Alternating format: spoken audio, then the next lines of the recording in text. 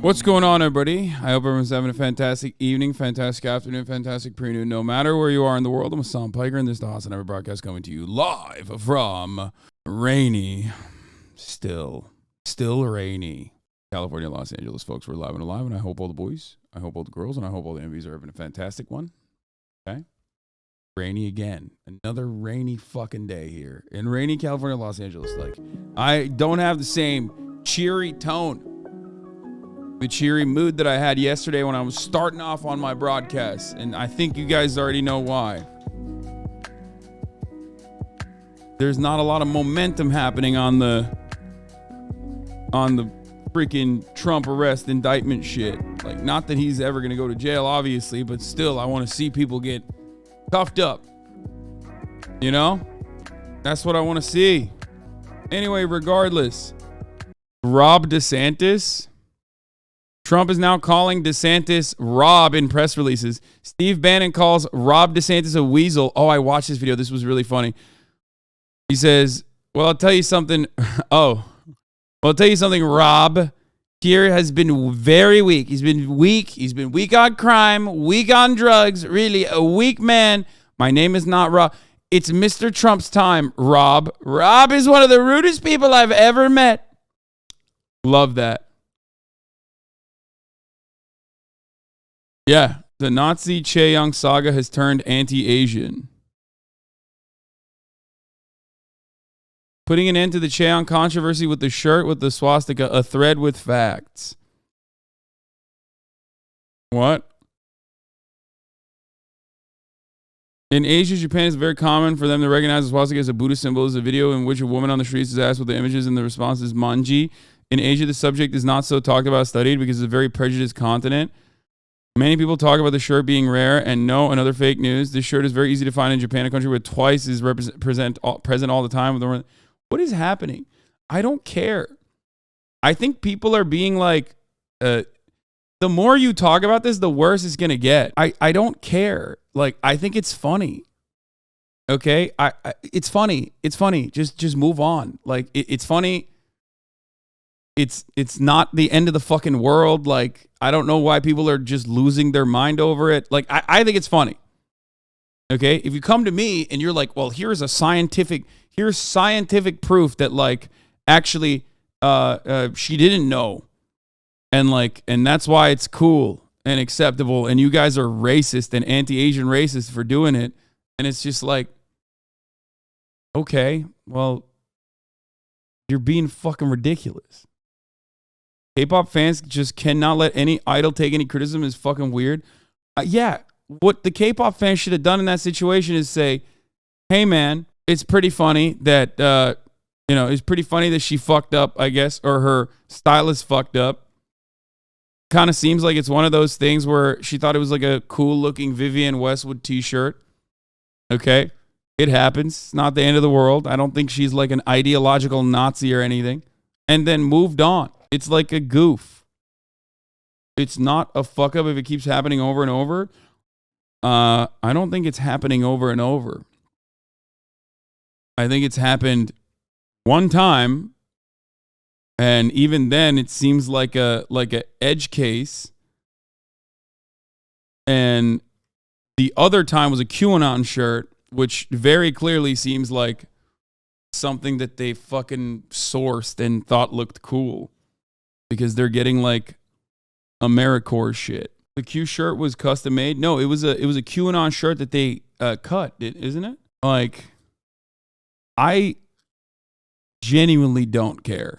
Like, I can't begin to explain to you. I don't care. And twice for clear skin or don't.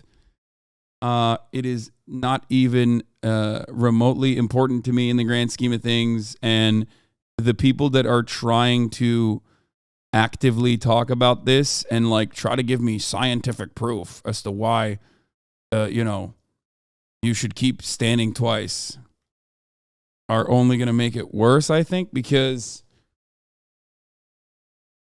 yeah, you're just kind of bringing additional attention to the issue. It is funny that a K-pop stan would think that, like, people are just like oblivious to the fact that like the original swastika symbol is a Buddhist symbol. I even made that joke in Japan. It exists in other parts of Japan as well. Like, you know, it's like, oh man, you white guys are actually being anti-Asian because you had no idea that this symbol actually exists, but it's tilted. Like, oh man, sick. Okay, thanks. In Japan, World War II is not taught in the schools as a battle of political ideologies, but as a conventional war. Yeah, I know. This type of education treats Hitler and the Nazi Party as charismatic and powerful leaders of countries during wartime instead of war criminals as elsewhere. I don't know. This is citation needed. But I do know that Japan definitely... I mean, this conversation, as it pertains to Japan's actions during World War II, quite literally is at the heart of a consolidation effort, or an effort of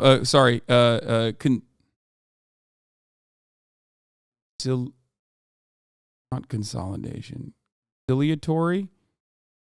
Japan and South Korea are currently trying to mend the gap. Okay, they're trying to bridge this reconciliation. Yes, reconciliation. They're trying to do that currently. And part of that literally revolves around, prior Japanese war crimes, including comfort women, and the Japanese government's lack of interest overall in recognizing any of those things, which is pretty funny to think about when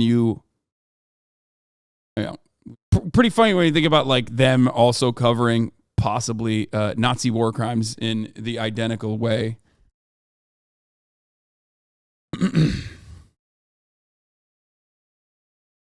But yeah.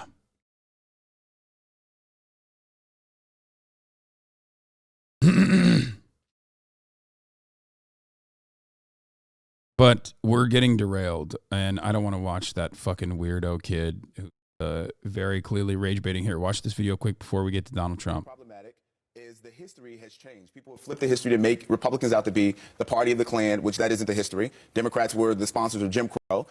We think about the way the Republican Party started in 1854 in opposition to the Kansas-Nebraska Act, which wanted to expand slavery. Republicans have been there for African Americans. When we talk about winning back those individuals, we're talking about utilizing the universal principles of conservatism, which African Americans do adhere to in ways, to win these individuals back.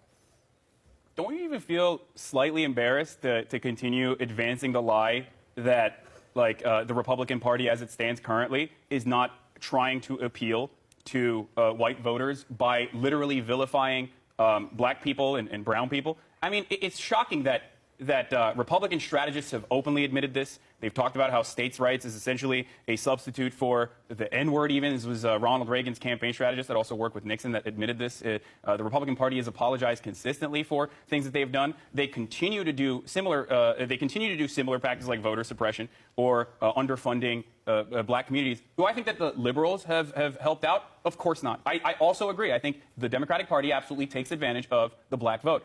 But the substitute there is not to turn around and try to work with the Republican Party that does not have your best interests at heart and doesn't even mention that they have your best interests at heart at any given turn. They only offered lip service, worse lip service than the Democratic Party. Now, the final point I was going to make, however, as far as like the Democrats are the party of the KKK or whatever, who is wearing the Confederate flags right now when they go out to vote? Are they voting for Democrats or are they voting for Republicans? Which party is defending the honor of the Confederacy? Fucking Gianno destroyed him.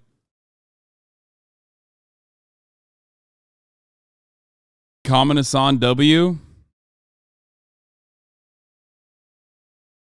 Oh, I'm surprised. Not somehow avoids debates, but is better at debates than debates, bros. Hell yeah, dude. Lots of positive comments. Let's go. Yeah, the original Republican Party had Marxian origins as well. In its inception. I don't think that they would consider that to be a positive thing anyway. Like the original charter of the Republican Party was about mentioned The original charter of the Republican Party, I believe, mentioned abolishing slavery in the South, chattel slavery in the South, and wage slavery in the North. Now, of course, that changed quickly, but the Democratic Party and the Republican Party's like identities or opinions were way more geographically locked than it is now.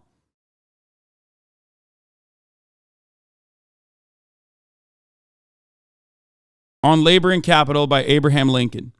Ravi Sharan X, thank you for the 5 get the subs. It is not needed nor fitting here, message to Congress regarding the Civil War, that a general argument should be made in favor of popular institutions, but there is one point with its connections, not so hackneyed as most others, to which I ask of brief attention. It is the effect to place on capital on equal footing with, if not above, labor in the structure of government. It is the effect to place capital on an equal footing with, if not above, labor in the structure of government. It is assumed that labor is available only in connection with capital, that nobody labors unless somebody else owning capital somehow by the use of it induces him to labor. This is saying that labor could exist without capital, but capital cannot exist without labor. This is a fundamentally, dare I say, teetering on the edge of Marxism take. Okay?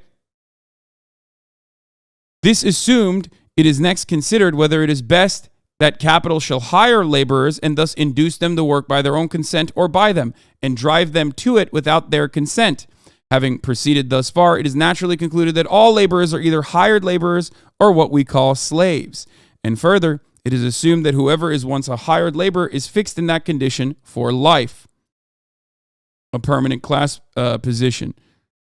Now, there is no such relation between capital and labor as assumed, nor there is any such thing as a free man being fixed for life in the condition of a hired laborer. Both of these assumptions are false, and all inferences from them are groundless. Labor is prior to and independent of capital.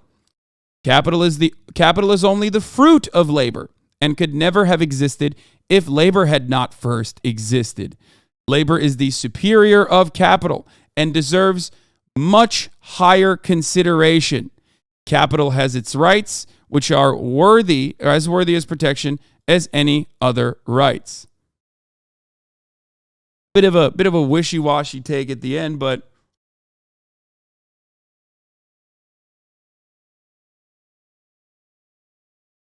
because we know Abe Lincoln left marks on red, which was kind of fucked up.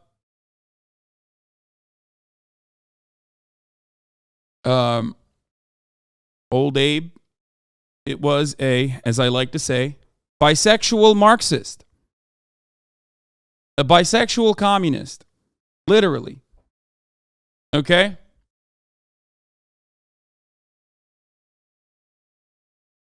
So, remember that. Whenever you hear about the party of Abraham Lincoln. One top hat, two faces. Anyway, let's move on. Yes, I ripped Giano here. Wait, this is another one? Hey, Hassan, another one with high likes. What arguments can you use against the argument that if you tax companies, they simply move their businesses in order to avoid taxes? Just curious, Andy here. Don't make me play the song again. You're going to make me play the song again. Number one, the idea that wealthy businesses are basically holding our government hostage is an absolutely ridiculous thing to fucking say. If anyone brings that up to you, you can mention that that is not a reasonable way to exist in this country. Number two, there is no evidence that companies actually move overseas when they are taxed at a higher rate. Number three, if companies are supposed to move away when they are taxed at a higher rate, you can do something that China does all the fucking time, for example, and shut them out from the massive pool of American consumers. If they do not want to no longer pay taxes in America while still exploiting American labor, then they can no longer sell to Americans. But guess what, dude? No taxes, no business, motherfucker.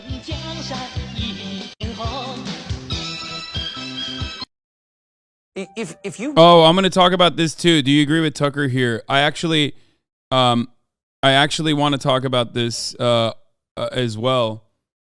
So I'm glad that this popped up. I tweeted about this. I want to look at the comments in that previous one though. How the fuck do I find that again? Because I can't go back. TikTok is like weird. It won't let you go back to the previous video that you just watched. No, I can't go back. TikTok is like TikTok desktop scrolling doesn't let you go back. Press up. Oh. Hassan, what arguments? Thank you. That was smart. No company on this planet would choose making no money over making less money, plain and simple. Hassan's so smart. Giant corporations would never control our government enough to do that. Companies wouldn't ever move because of less profit. Wait, this guy just didn't understand what I just said. I didn't say our current government's doing that. I said our government should do that. A company that moves overseas still has to pay tax in the U.S. for profit made here. Where are they going to go? Exactly.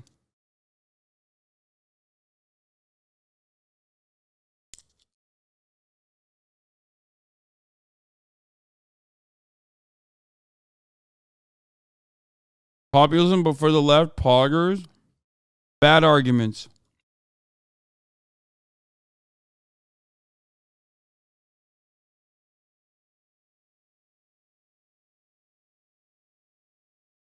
Can someone better explain how these are pro-socialist arguments? Wait, what? Brother, people are so... Doesn't bro live in a multi-million-dollar mansion? People are so incredibly stuck on like what something is defined. Who cares? They're not even. This argument is not even socialist. Okay? What I'm talking about here has nothing to do with socialism. If you... Okay? Nothing to do with socialism at all. It's just about doing what's right. Don't think about it from a perspective of like, is this socialist? Is this capitalist? Who cares? Who cares?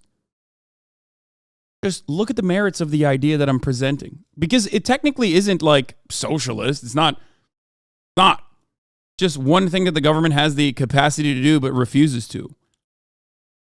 Now, of course, if I were to describe to you why the government refuses to do that, because it is positioned or created in an effort to never do that and do what it's doing currently, then we would maybe teeter on the edge of a little bit of socialism. You know what I mean? A little bit of Marxism. Because the formation of bourgeois state is to do these sorts of results, to yield these sorts of results. But, you know, it. This is a status quo pivot. That's it. Yeah. All right. Speaking of socialism and what isn't socialism or what is socialism, I have for many, many years rang the alarm bells about right-wing populist messaging. Talked about how if the Democratic Party continues to behave as a bottleneck towards any sort of leftist economic populism, any sort of leftist momentum, the right will understandably utilize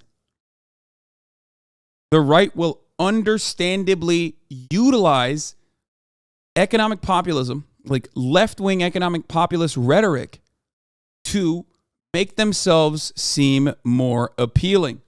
Yeah, they also appropriate anti-war sentiment. Exactly. The right will use propaganda because propaganda is all the right has. Now, the Democratic Party also is not really interested in, defending the left or anything like that, or defending workers or anything like that. Okay?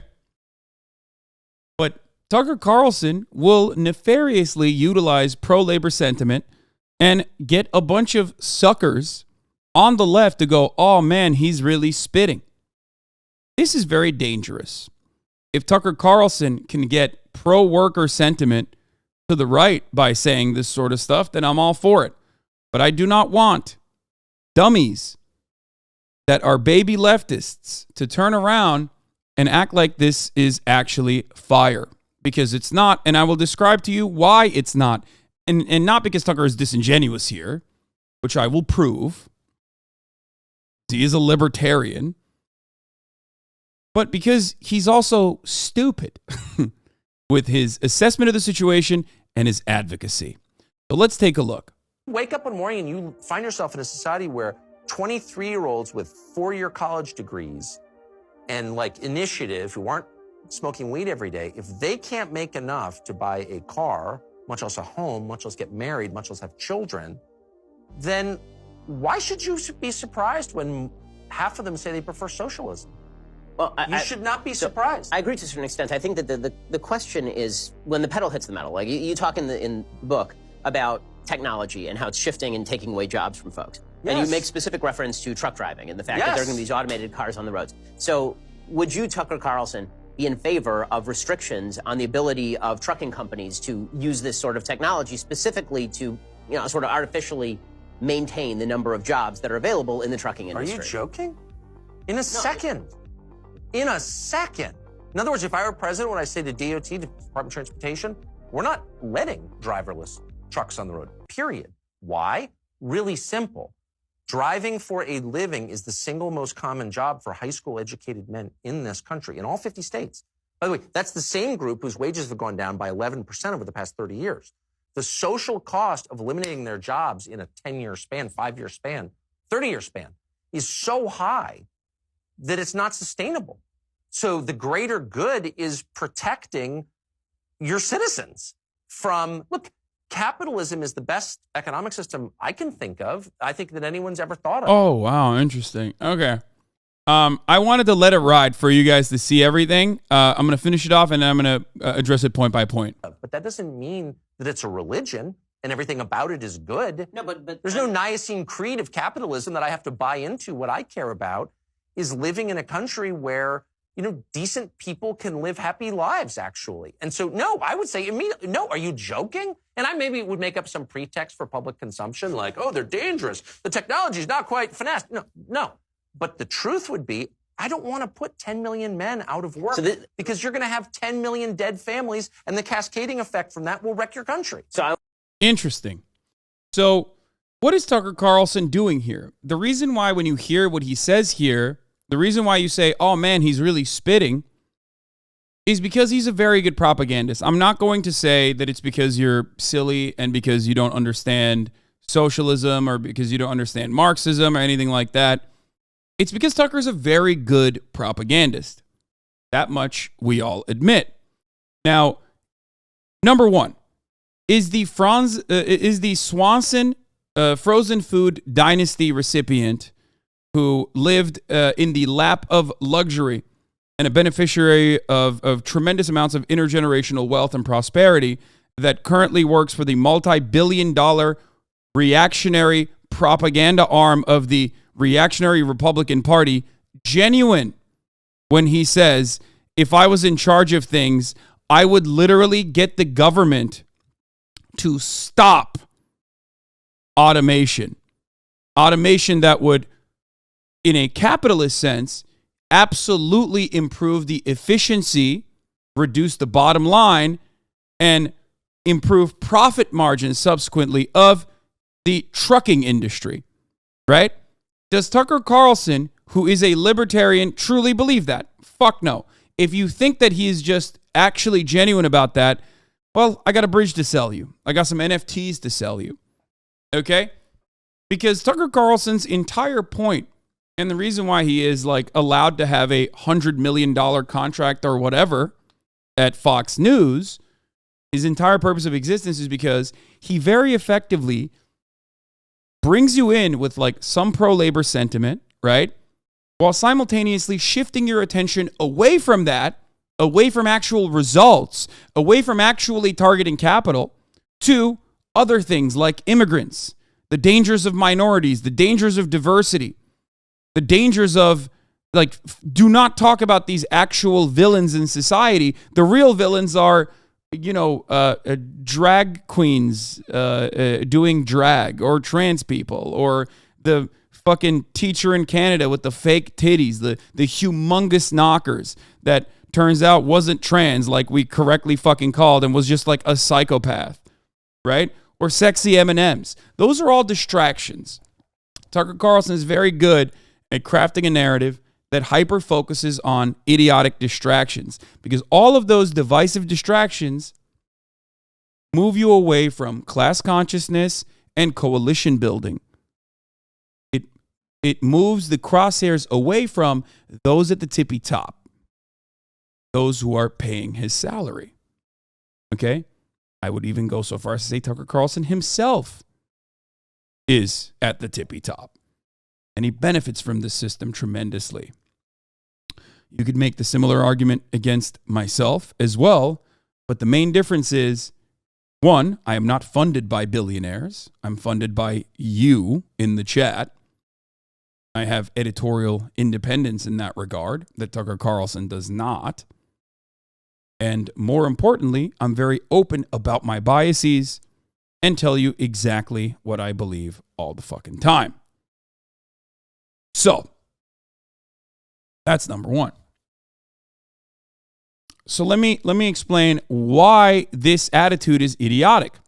Because his solution, Tucker Carlson looks at automation and goes, we have to stop that. Right? But the problem isn't automation. The problem isn't technology. As I tweeted about this earlier this morning, the problem is corporations using technological achievements to increase profit margins for shareholders. Okay? Technology isn't bad. The mobile phone is not bad. Right?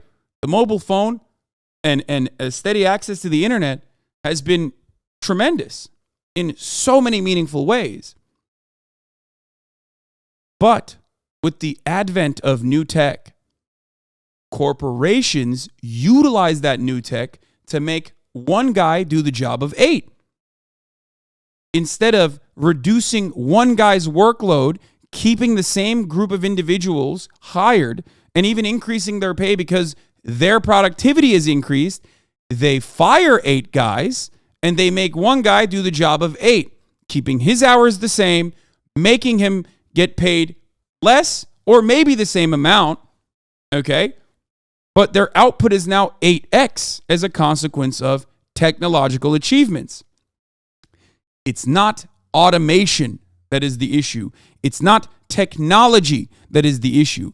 It is how profit is extracted and distributed. It is capitalism that is the issue. Automation always lightens the workload, but it's impossible for all of us to imagine a world where drivers, truck drivers, continue being employed and work shorter hours and make more money as a consequence of automation. That's it. That's the issue. It is outside of our scope of understanding the world. We can't even look at this and go, no, actually, why are we doing this? Like, why are we saying, let's stop automation? Instead, keep the same hours, reduce their hours, because automation reduces their workload, but their output is going to be higher.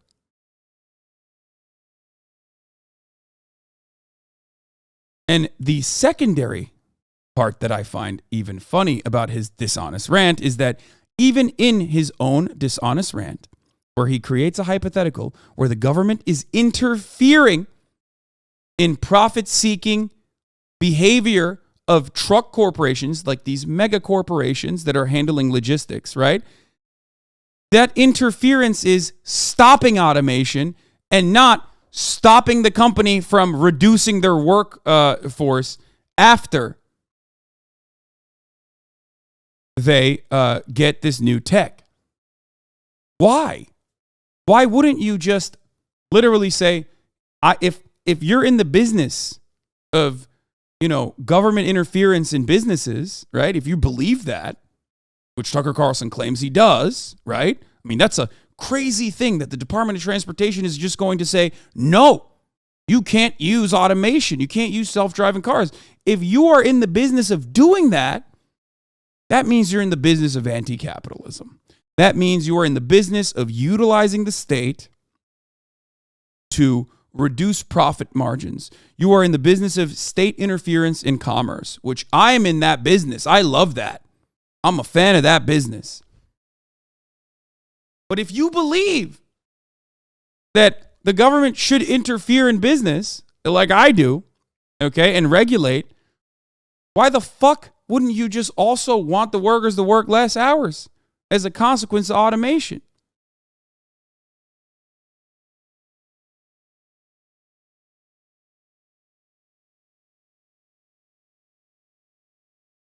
That's it. As leftists, it's not about UBI. As leftists, it's not about being anti-tech. We should never be anti-tech. We should be pro-technology. We should be pro-technological achievements. We should be pro-artificial intelligence. But these are tools that are supposed to lighten the burden of the proletariat. But unfortunately, under a capitalist organization of the economy, these tools are seen as a way to substitute wage laborers. It's seen as a way to increase the burden of the same laborer. Because now you can get away with working with one guy instead of 8. One guy can now do the task of 8. So if you want all that bulk, if you want these guys to be involved in this shitty make work, situation, why not lighten their load? That's it.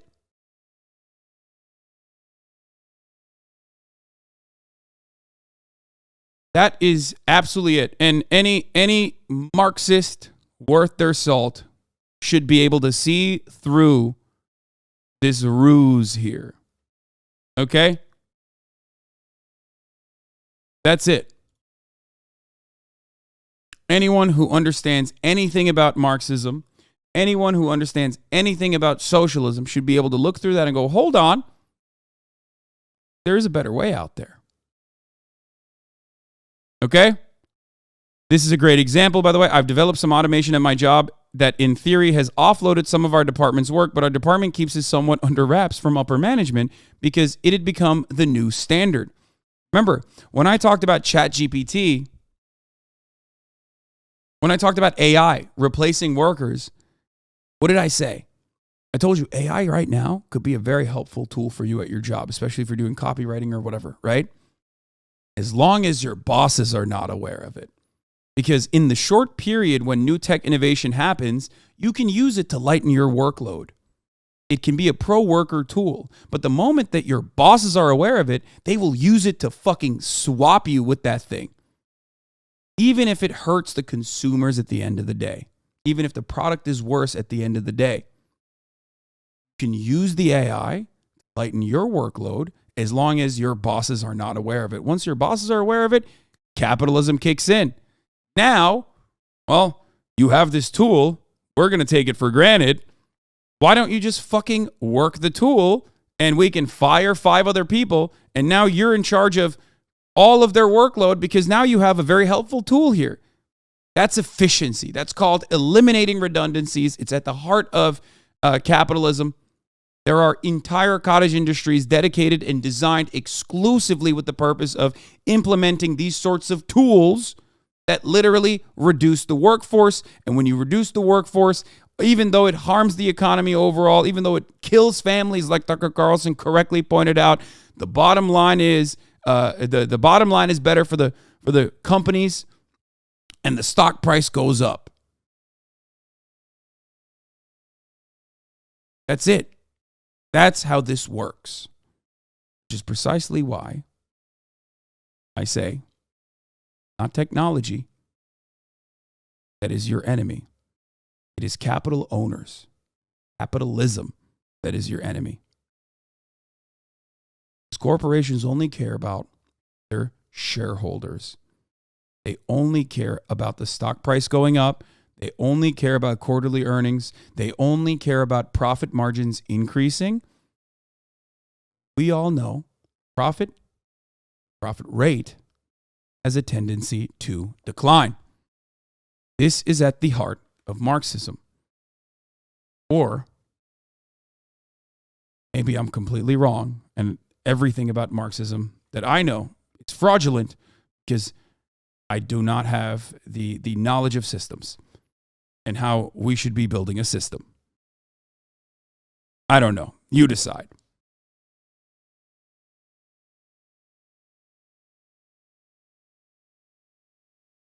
No, man, don't worry. People are losing jobs and dying. Corporate capital is just being reduced. Yep.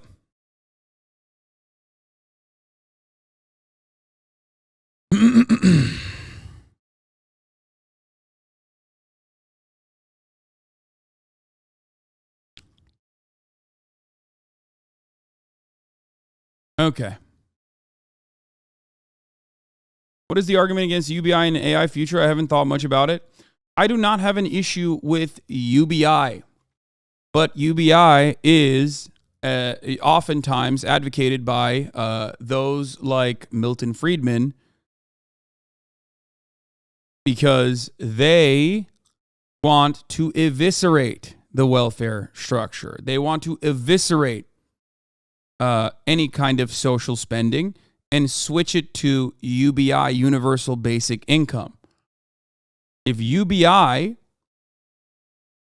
is weaponized against pre-existing social programs that are already underfunded, I'm against it. If UBI comes on top of it, I'm for it.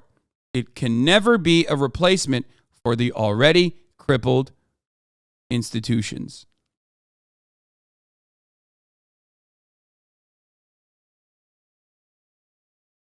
That's it. Okay, but to play devil's advocate, or not even fully that, would it be wrong of me to be against technological achievements in some cases because we already exist in a capitalist system and not a socialist one? It's bullshit, but I have to play what game I'm playing, even if I hate this stupid contradiction? No.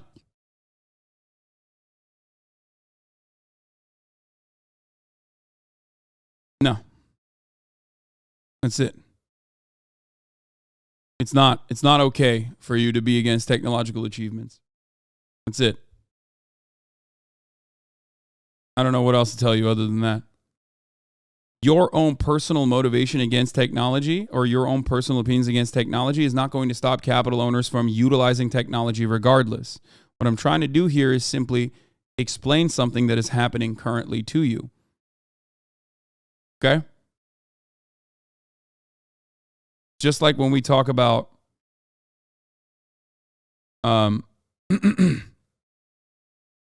just like when we talk about Ukraine, right? Like it doesn't matter if I say that Ukraine is getting too much money or not enough, right? What matters is the bottom line of the military-industrial complex. They are going to decide how much money goes into Ukraine. Not you, not me, not Joe Biden, not the Democratic Party, not the Republican Party. Okay? You can sit here and say, man, I really don't want that. I wish we could fund healthcare or something. Yeah, wrong. Not going to happen. No matter what you say.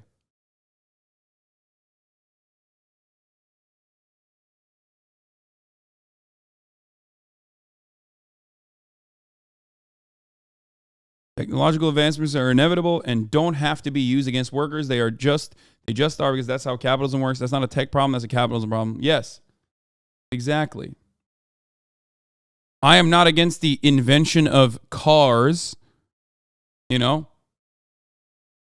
because it's going to put fucking horses out of work or whatever, Cars have been good overall. Well, not cars, but fuck cars, but, advancements in transportation is good overall.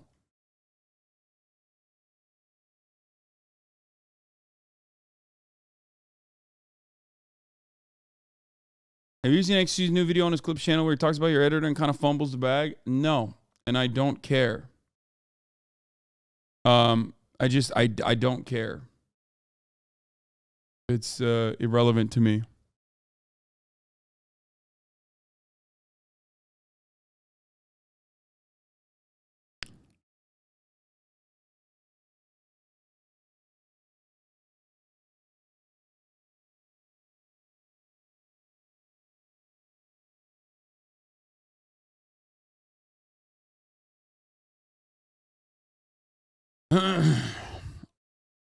All of this is just a pipe dream without a full-blown revolution. AI and tech will be weaponized against workers in a capitalist society no matter what. Yes. But you can't stand against technological achievements anyway if it's something to be weaponized against the working class. I'm simply here telling you what I want Okay? And telling you how it is. Does that make sense?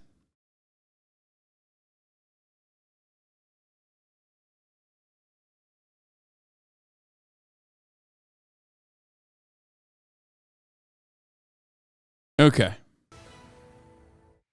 Welcome back. I'm Diane Macedo. We have breaking news. The grand jury investigating former President Trump's role in the hush money payment to porn star Stormy Daniels is not convening today. They were scheduled to meet to weigh potential charges against the former president, but sources tell ABC News that won't happen now until at least tomorrow. Senior investigative reporter Aaron Katersky joins me live from the courthouse in Manhattan, along with attorney Jeffrey Robbins, with more on this. Aaron, what's the latest?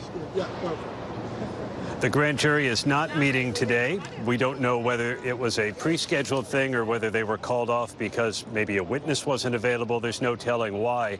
But it means that any potential indictment of former President Trump will now come Thursday at the earliest. But it's also possible, again, Diane, that there are additional witnesses the grand jury wants to hear from. Remember, it was former President Trump himself on social media on Saturday morning who sort of got everybody excited about his impending arrest that he said would come Tuesday. And that did not materialize. And now we know that the grand jury has been meeting, well, since January, hearing from more than a half dozen witnesses over the course of the last several months about hush money paid to Stormy Daniels and whether that's a predicate for a potential criminal charge, which now the earliest it could come in the form of a true bill would be tomorrow. Jeff, how unusual is it for a grand jury to cancel a meeting like this? Is there anything to read into this? Well, hey, Diane, there could be so many different explanations for this, as Aaron suggested. It could be the schedule of some of the grand jurors. It could be the decision to respond in some way to the testimony earlier this week of Team Trump lawyer, Mr. Costello. It could be coordinating security arrangements with the court or with New York City, or even arrangements with the Trump team. So there's no way of telling. It could also be, as long as we're speculating, that the DA is still kind of thinking about additional hooks for this kind of misdemeanor felony combination. We simply don't know, but it looks as though they're moving forward in any event. Now, Aaron, Trump predicted, as you mentioned, that he would be arrested yesterday. He said it was going to happen, and he called on his supporters to protest when it did. Of course, that didn't happen. But what's the scene like there now? Well, there is some extra metal barricades that are up. I think that's to account for all the members of the press that have descended on the courthouse here in Lower Manhattan. There's no sign of any protest. There's the odd sign holder that walks up and down the block, but there's no real scene here. And now with the grand jury out of session, there's no possibility that an indictment could be returned today. Jeff, the next time the grand jury could convene would be as early as tomorrow. What are you watching for? Well, theoretically, at least, if they do vote on an indictment, it will be secret for the moment. But as we've seen before, there has been a practice here, particularly on the part of Team Trump, of releasing or leaking information that they get. So my guess is that we're going to know one way or the other what comes out of tomorrow's session. And if we do learn about it, it's likely that it'll come, if passed as prologue, from Mr. Trump himself. Aaron, this is just one of several investigations into former President Trump. If he is indicted in this case, could that affect the other cases at all? Not really. They're all running separately, and the prosecutors that we know of are not talking with one another. The prosecutor in Fulton County in Georgia over election result tinkering, the special counsel investigating both January 6th and the handling by Trump of classified materials. Those are all running on separate tracks. Of course, if he is ultimately charged in all of these investigations, there may be some competition for jurisdiction and his time. But other than that, these are all running separately, and that we know of, there is no coordination among the prosecutors. Jeff, depending on the outcome here, where does this case go from here? Well, you would expect, if there is an indictment, that within a matter of days, former president will be required to surrender. And at that time, upon arraignment, there'll be a schedule set for the case to proceed. And there'll be discussions between counsel for Team Trump and the DA's office about the kind of schedule for moving forward, including a motion practice. That is to say, there'll be motions no doubt filed by Team Trump to try to dismiss the charges. There'll be a schedule set by the court for the resolution of this particular case. All right. Aaron, have I spoken on the LA school union strike? Yes, I have. Every single day, as a matter of fact. I also donated to the strike funds today. And maybe even we'll see what happens. I'm making no promises. I wanted to go to one of the picket lines as well, but logistics of that are a little bit harder to do. Just say nothing is going to happen. The media is going to edge lips so hard they either die of blue balls when he doesn't get charged or die of dehydration from throwing the fattest ropes if he does. Honestly, I don't even think the libs care all that much. That is what I feel. Like, I feel like this is not, like, nobody on TikTok is talking about this. People just, like, make memes on Twitter about how, like, he is definitely arrested with, like, AI photos and shit. No, I don't care about Jon Stewart on Crossfire. We've watched it so many times. Please stop linking Jon Stewart on Crossfire where he owns Tucker Carlson, okay? I know. I watched it before. I've watched it so many times on this broadcast. I don't want to rewatch it. Douglesby, thank you for the 10 gifted subs.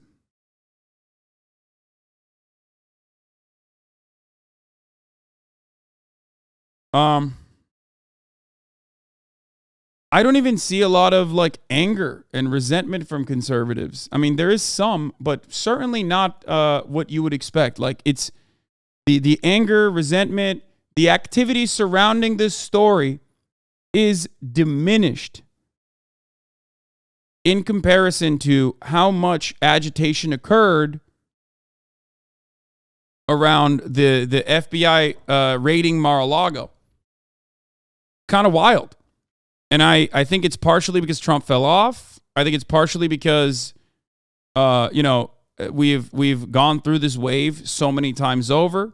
And I think it's partially because there's not a lot of astroturfed activism from the Republican Party infrastructure. The Republican Party is not lending support to the protect Trump and defend Trump's innocence funds and projects, I guess. Like, you only see like the craziest kooks at these protests, and their numbers are diminished. Like, it's like the silence is deafening moment, I think, with respect to the protests. Before we move on, I'll hear a lot of you have been linking this to me. Anna says, I'm a woman. Please don't ever refer to me as a person with a uterus, birthing person, or person who menstruates. How do people not realize how degrading this is? You can support the transgender community without doing this shit. So funny for someone to witness the trans moral panic that calls for our eradication in public, says Juniper, the banning of trans medical care in multiple states, yet decide to make everything about how the 14 lived up academics who use these silly phrases bother you so much. I, of course, agree with Juniper on this because, like, I don't know what, like, Anna isn't wrong, right? Anna is not wrong. She is right. Like, this stuff is, like, stupid, right? And no one uses it. It's like the Latinx thing over and over and over again. You know what I mean? She's right. But, like, no attention should be paid to that. You know what I mean? That's the problem here. Like, no attention should be paid to this. And I know that a lot of people will turn around and say, Hasan, you're wrong as well. Blah, blah, blah. I don't care. You guys that, for those of you who do want to fucking have this debate over and over again, you're behaving in a way that is as unproductive as Anna Kasparian, but maybe from an ostensibly leftist side. You know what I mean? Yeah, that's it. As a person in medical school right now, you would be surprised by how much I hear this usage here, and it's probably more applicable, and I still think it's a distraction from giving the same folks good quality healthcare. Yeah. Like, it's just so irrelevant. Like, people people that get super mad at this and use this as an additional justification are transphobic. You know what I mean? The transphobic people will use things like, oh, people want to call all women person with a uterus or whatever the fuck. People want to call cis women person with a uterus. Like, they're the ones who are looking for further justification to moralize their transphobia. So, like, making any note of that and lending any credence to that argument as though it's, like, super serious is silly, in my opinion. And I think it's just for farming Twitter likes. You know? That's it. Like, colloquially speaking, when we're outside of academia, when we're outside of, like, you know, hyper-specific medicine, right? No one is using this shit. No one. Like, I've never, the other thing is, like, I've never actually fucking seen, like, someone in the real world ever be like, oh, please, you know, call me Latinx or some shit like that. You know what I mean? That's not, like, not a thing. Like, most people in the real world are not so permanently fucking brain broken, right? AOC used it. Yeah, no shit, she used it. Because she's a politician. I've had this conversation so many times over. It's just silly. Okay? It's silly. Anyway, it's the BIPOC distinction. Like, you know, POC is not enough. There needs to be a separate removal to show, like, additional harm that was done to indigenous communities and black communities. It's just like I get the energy. I understand where it's coming from. Colloquially speaking, it is completely irrelevant. People are not using it, and I'm never going to push for people to fucking make this distinction because everyone gets completely fucking bottlenecked at the aesthetics of the subject matter. Just advocate for the things you believe in instead of hyper-focusing on idiotic aesthetics. It's just a byproduct of liberalism. It's probably the most annoying part of liberalism, honestly. So that's it. That's all I got. And I do think that Juniper is correct in this regard, which is that, you know, there's so much anti-trans legislation. There's so much anti-trans moral panic. There's so much anger towards the trans community for simply existing right now. And there's material harm being done to the trans community. The notion that, like, the main takeaway from this has to be the you know, fucking silly phrases is you know, it's just, like, very self-involved. Even if it is correct. Like, even if Anna's perspective on the matter is, you know, correct, it's one that, like, doesn't need to be a boundary that you're setting on the fucking ground because it's completely irrelevant. One way or the other. Does that make sense? Now, having said that, is Anna an ally to the trans cause? As far as I know, or I mean, from what I remember at least, yeah. She is. Will she get extra upset because she did this and got a lot of likes? Okay.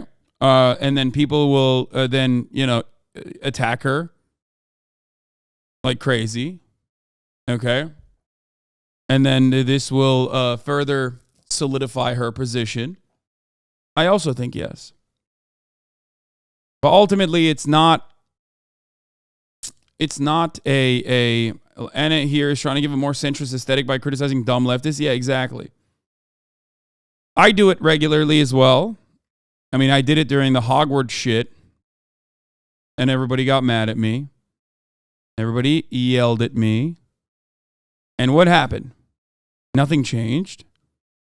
And fairly certain that a lot of people who were saying that I was like a transphobic piece of shit are still in here watching and completely aware that I'm not a transphobic piece of shit. Just doesn't matter. Just got to keep your precious little edgy line. So you can separate. It's just brand building. So depressing people you respect turn into bait devouring hogs at the drop of a hat, but Yeah, but like they didn't ask Anna if she was a woman at the doctor though. That's like way worse. I don't think you're wrong. I think she is brand building a little bit here. But I just don't want to lend any credence to right-wing shitheads. That's my take on it. You know, this is not important. It's completely unimportant. I do think it's helpful as a birth worker to use gender-neutral language because medical settings are often unsafe and unsupportive of trans existence. It's not about pandering or virtue signaling, but letting potential clients know I'm a safe provider. Oh, shit. Sure. I mean, that's why I said it's like relegated to very hyper-specific medicine. But also, like, guys. Like, this is an even more hyper-specific marginal issue overall, right? It's a hyper-specific marginal issue, so much so that Juniper is even making fun of it, right? Especially because, like, every now and then there is another, like, Daily Mail article where it'll be like, you know, trans man and trans woman give birth together to a baby. And then they'll, like, talk about it, and then it'll be, like, rage bait. And I'm like, dude, there's, like, 8 people that have done this. Why is there media coverage on this? Like, the fuck do you mean?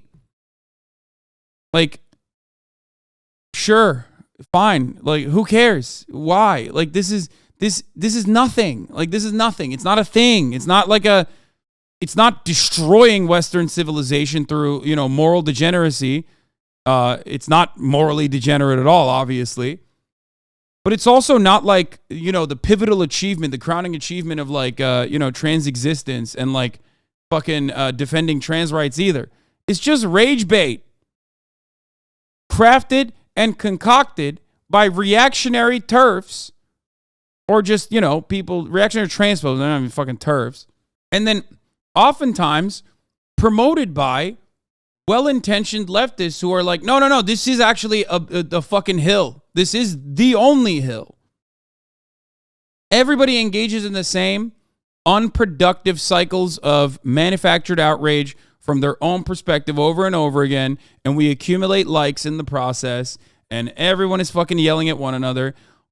Meanwhile, the reactionaries are winning the fight against one of the more marginalized communities in this country by way of state legislatures. It's just noise. I hate it. You know?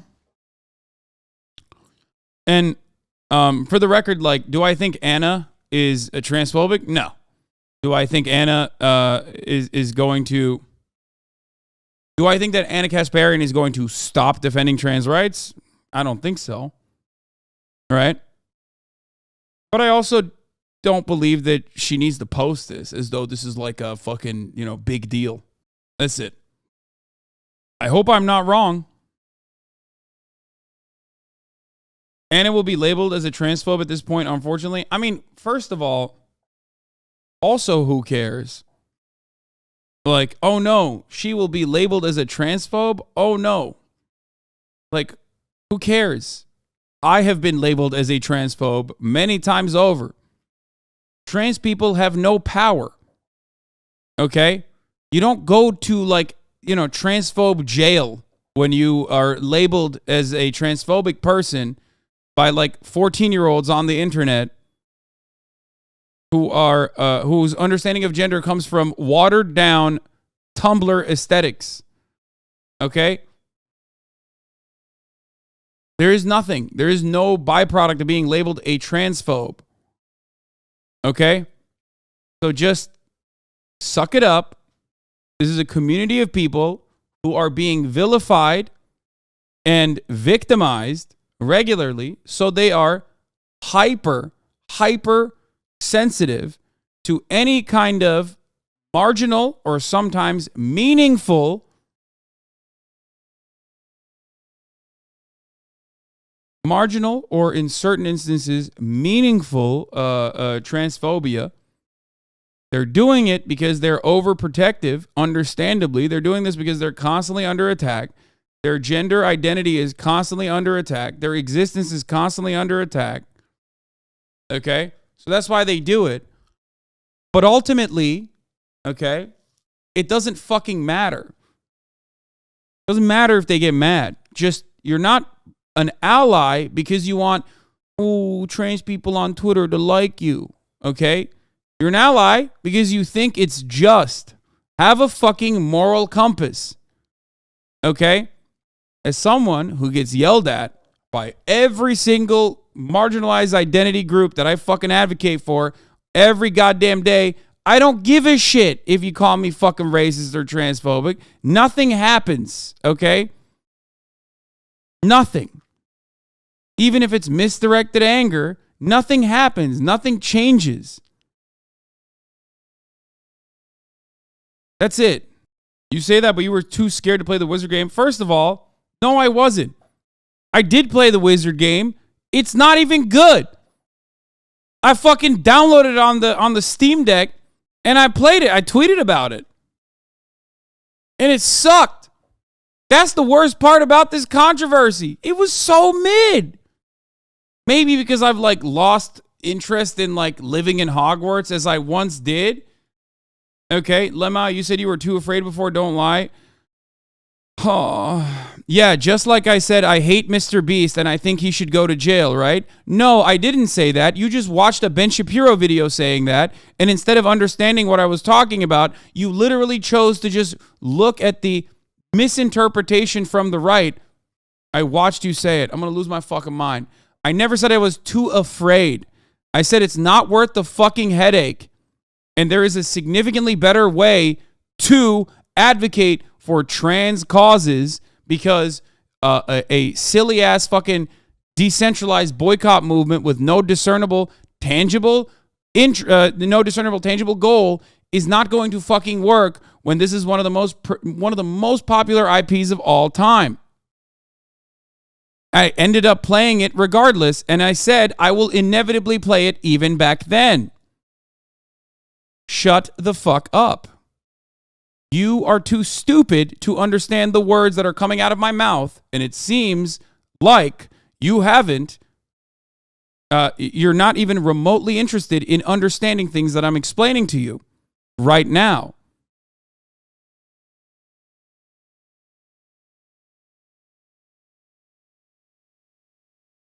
Do I have to 90% of my my arguments revolving debate lords like this, debate perverts like this, is basically well, my delusions told me this, so I don't care.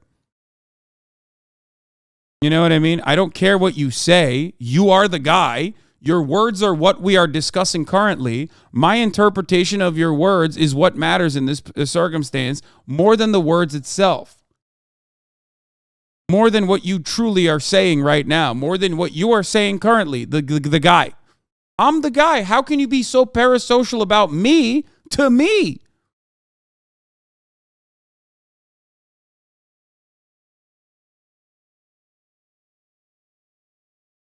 The backlash that will come of this is just not worth it because goddamn, trans posters can be very, very, very unhinged.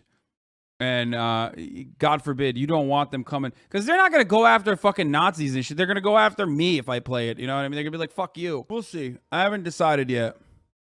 This is before I even played it. And openly stated, it's just not worth the fucking headache. Don't know if you know this, but the lead creative was a pro Gamergate YouTuber. I mean, I don't give a fuck. I just, yeah. Yeah, there's... guys, you are never going to get me. You're never going to convince me that a piece of art should not be consumed because the creator was problematic. I don't live like that. Damn, that's crazy. So wait, even back then I was saying that consumer-led boycotts were actually fucking stupid 6 months ago before the game came out.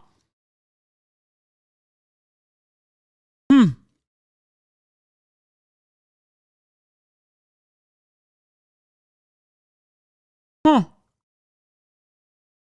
That's weird. I don't know. I don't know why. It's so weird because dude. I know people always fucking go and say oh my God, Hasan, oh my God, Hasan, I remember it differently. It's dog, The fact that we're still talking about this is so stupid. The Queen's eyes weren't even fucking crossed out back then, okay? That's how long ago this is. You think I'm going to behave that way? This is before the Queen died, dog. That's never going to... This is before the Queen died. Anyway.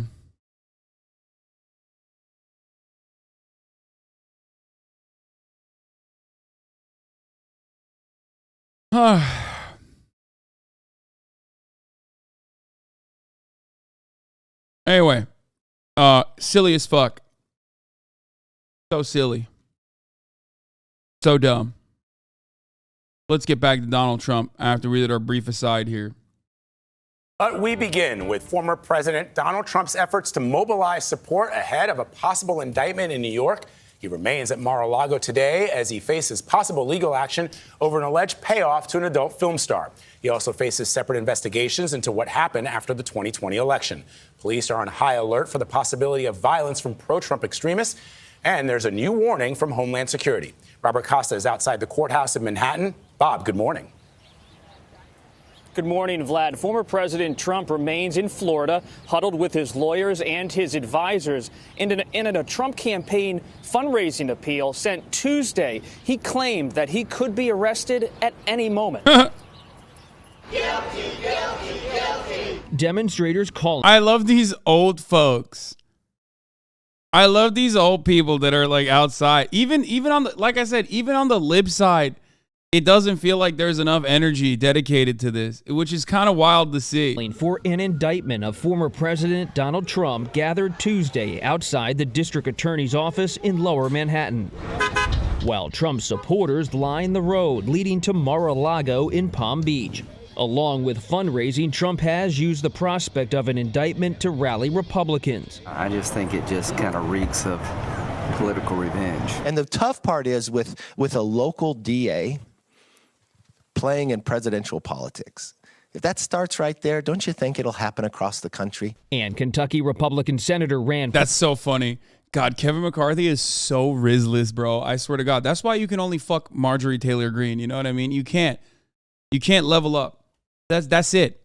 Oh my God. Imagine we arrest the president. Then we can arrest normal people. It's like, bro, you think normal people don't get arrested for crimes? Like, what are you, fucking stupid? Like, literally, are you that fucking dumb? This is why I'm a never kever, dude. This is why I was a never kever from the goddamn jump, okay? Oh, great take from Adam Johnson.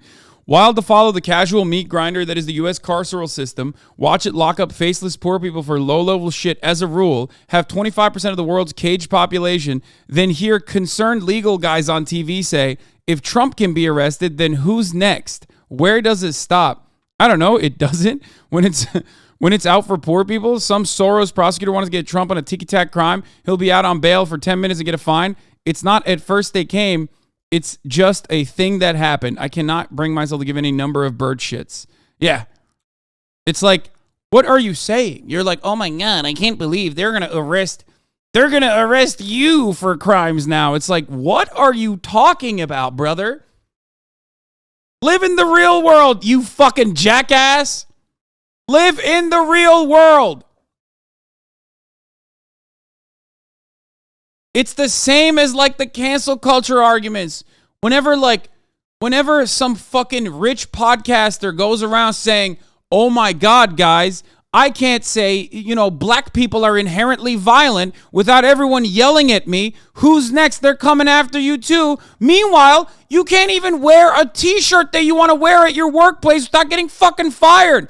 Cancel culture is real for the working class, not for you. You dumb podcaster shithead. Shut the fuck up. And the funniest part is literally just like all these dumb motherfuckers who are working class who go, yeah, that's right. That's right. What if they come after me? It's like, bro, you literally can't do any of those things that they can do up there, okay? You can't. You are not him. You're not him. You're not. You will never be him.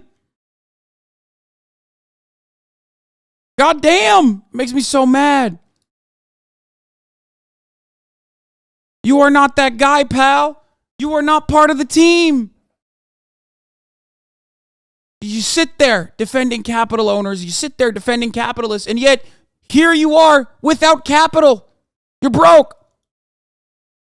You got a hand-me-down Honda, and you think that is your capital. It's your personal property. That's not even something you can make money off of. Can't rent that shit. You got no capital, bitch. Show me the deed to the factory. Okay? Paul said the Manhattan DA, Alvin Bragg, should be put in jail. Responding to pressure, Bragg said he won't let baseless accusations deter us from fairly applying the law. Former Vice President Mike Pence, a potential 2024 rival, is discouraging protests of a possible indictment. I think letting our voices be heard Will Neff with a 23 month and not engaging in protests, I think is most prudent at this time. If an indictment is issued, law enforcement sources say Trump would likely travel to New York, where he would surrender to authorities, be fingerprinted, photographed, and arraigned before a judge. A potentially chaotic scene. Dude, that'd be so sick. Oh, perp walk. Come on. Only 23, KW? Yeah, bro. Peter Park has been a 25-month subscriber, which is crazy. Anyway. But you know, still love you, dude.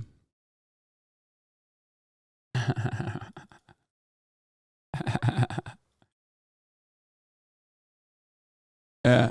Get with it. Only 23 months. I have 36. I'm the true friend. Yeah. He said, you have a small... Wow. Wow. That's just... You didn't have to go there. You know what I mean? You didn't have to go there. You didn't have to betray me like this. Representative Duncan Hunter Jr. was prosecuted and pled guilty for using campaign funds to pay for an affair. Can you guess which president pardoned him? To be fair, that was valid.